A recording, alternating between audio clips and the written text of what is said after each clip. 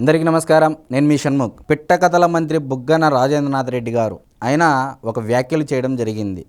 ఏంటి అంటే ఒకసారి మీకు చదివి వినిపించేటువంటి ప్రయత్నం చేస్తా. రాజు మనస్తత్వం బాగుంటే వర్షాలు పడతాయి. సీఎం చంద్రబాబు వల్లే వర్షాలు పడడం లేదంటూ మాజీ మంత్రి వైసీపీ నేత బుగ్గన రాజేంద్రనాథ్ రెడ్డి గారు తీవ్ర విమర్శలు చేసినారు. రాజు మనస్తత్వం బాగుంటే వర్షాలు వస్తాయి. రాజు తీరు వల్లే ప్రకృతి సహకరించడం లేదు. హామీలతో ప్రజలను ఆశ పెట్టారు. అందులో చంద్రబాబు దిట్ట. ఆశ ముందు కృతజ్ఞత ఓడిపోయింది. జగన్ మాత్రం మంచి చేశామని చెప్పే ఓటు అడిగారని నంద్యాలలో పెట్టినటువంటి ప్రెస్ మీట్లో బుగ్గన రాజేంద్రనాథ్ రెడ్డి గారు తీవ్ర విమర్శలు చేయడం జరిగింది.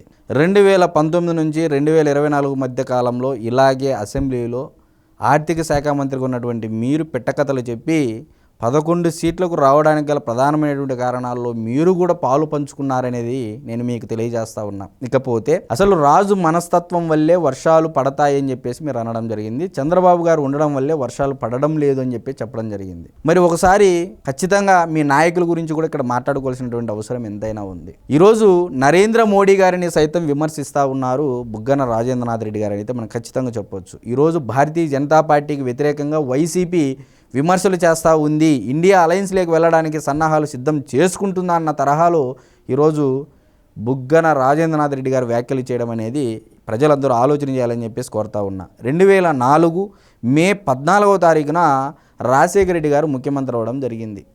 మరి ఆయన ముఖ్యమంత్రి అయిన ఆయన పరిపాలన కాలంలోనే సునామీ వస్తే ఏపీ, తెలంగాణ, తమిళనాడు, కేరళ, అండమాన్ నికోబార్ దీవులు ఇలా మొత్తం సునామీ వల్ల చాలా రాష్ట్రాలన్నీ ఎఫెక్ట్ అయినటువంటి సంగతి మనందరికీ తెలుసు. మరి 2019 మే 30వ తారీఖున జగన్మోహన్ రెడ్డి గారు ముఖ్యమంత్రి అవ్వడం జరిగింది. మరి తండ్రి సునామీని తెస్తే కొడుకు కరోనాని తెచ్చాడని చెప్పేసి ప్రజలందరూ అనుకోవాలన్నట్టుగా మీరు విమర్శలు చేయడం అనేది తగదు కాదు. మరి నేను చెప్పేది ఏంటంటే 2019 మే 30వ తారీఖున జగన్మోహన్ రెడ్డి గారు ముఖ్యమంత్రి అయిన తర్వాత ఆయన వచ్చినటువంటి సంవత్సర కాలం ముగిసిన వెంటనే కరోనా అనేది రావడం జరిగింది. ఎక్కడా లేని విధంగా ఏపీలో 2 సార్లు లాక్డౌన్ గడవడం జరిగింది. మరి దాదాపు 23 లక్షల మంది ఎఫెక్ట్ అయ్యారు. 15,000 మంది చనిపోయారు. మరి మీరు చేస్తున్నటువంటి వ్యాఖ్యల ప్రకారంగా మనం మాట్లాడుకున్నట్లయితే నిజంగా ఈరోజు దేశమంతా ఎల్నినో ఎఫెక్ట్ జరుగుతూ ఉంది. దేశమంతా వర్షాభావం లేని పరిస్థితి కనపడతా ఉంది.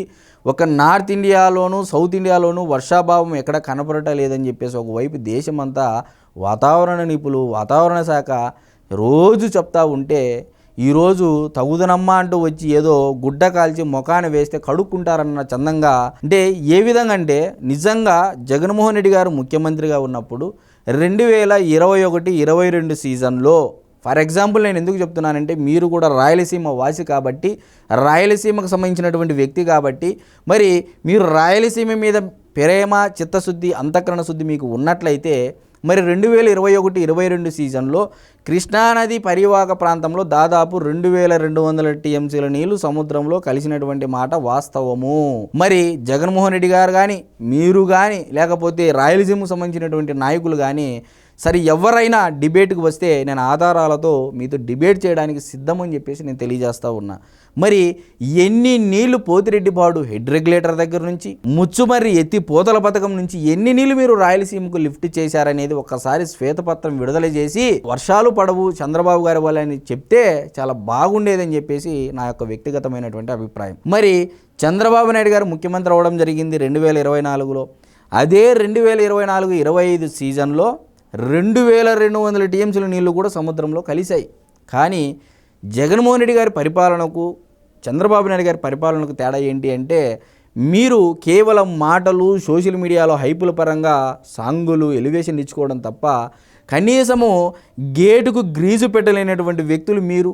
ఉమ్మడి కడప జిల్లాలో అన్నమయ్య డ్యామ్ కొట్టుకొని పోయి 40 మంది సజీవ జలసమాధి అయితే పట్టించుకున్నటువంటి మీరు ఈరోజు కనీసము హంద్రీనివా జలాలు కానీ, గాలేరు నగర్ కానీ, తెలుగుగంగ కానీ, ఎస్ఆర్బీసీకి చెన్నైకి ఇవ్వాల్సినటువంటి 15 టీఎంసీల నీళ్లు కానీ నిజంగా 2021-22 సీజన్లో మీరు లిఫ్ట్ చేసి మాట్లాడినంటే ఈరోజు మీ యొక్క మాటలకు అర్థం చేకూరేదని చెప్పేసి నేను తెలియజేస్తా ఉన్నా.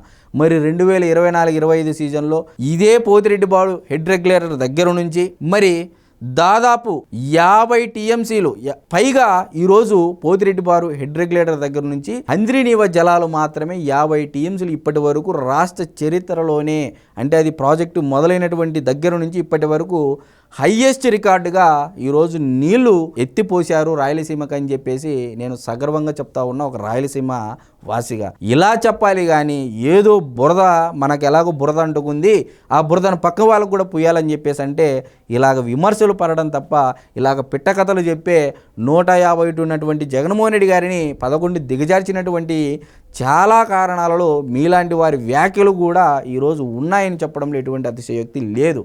మరి నిజంగా నరేంద్ర మోడీ గారు ఈరోజు దేశానికి రాజుగా ఉన్నారు, ప్రధానమంత్రి పొజిషన్లో ఉన్నారు. మరి అటువంటి వ్యక్తిని సైతం మీరు విమర్శించేటువంటి దమ్ము ధైర్యం మీకు ఉందా అని చెప్పేసి నేను అడుగుతా ఉన్నా.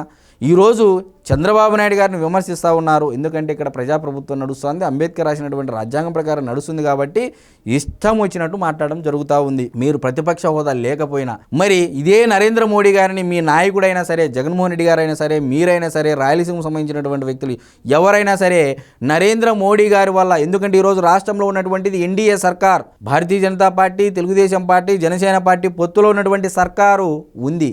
అంటే ఈరోజు చంద్రబాబు నాయుడు గారిని విమర్శిస్తే ఖచ్చితంగా నరేంద్ర మోడీ గారిని కూడా విమర్శించినట్లని చెప్పేసి నేను మీడియా ముఖంగా బుగ్గన రాజేంద్రనాథ్ రెడ్డి గారికి నేను తెలియజేస్తా ఉన్నా. కాబట్టి నరేంద్ర మోడీ గారిని విమర్శించే మీ నాయకుడికి ఎటువంటి పరిస్థితులు వస్తాయనేది మీరు తెలియకోకుండా మాట్లాడుతున్నారు. మీ నాయకుడిని జైలు పంపడం కోసమే మీరంతా ప్రెస్ మీట్ పెట్టి మాట్లాడుతున్నారనేది ఇక్కడ ప్రజలందరూ అర్థం చేసుకునేటువంటి పరిస్థితులు ఏర్పడతా ఉన్నాయి. కాబట్టి మరి నరేంద్ర మోడీ గారిని వ్యతిరేకించినందుకు గాను ఖచ్చితంగా మీకు రాబోయే కాలంలో వర్షాలు ఖచ్చితంగా పడతాయి, డ్యాములు నిండుతాయి, రాయలసీమ ప్రజలకు నీళ్లు ఇస్తారనేది అయితే నేను ఖచ్చితంగా చెప్పగలుగుతానని చెప్పేసి మీడియా ముఖంగా తెలియజేస్తూ ఉన్నా. అందరికీ నమస్కారం.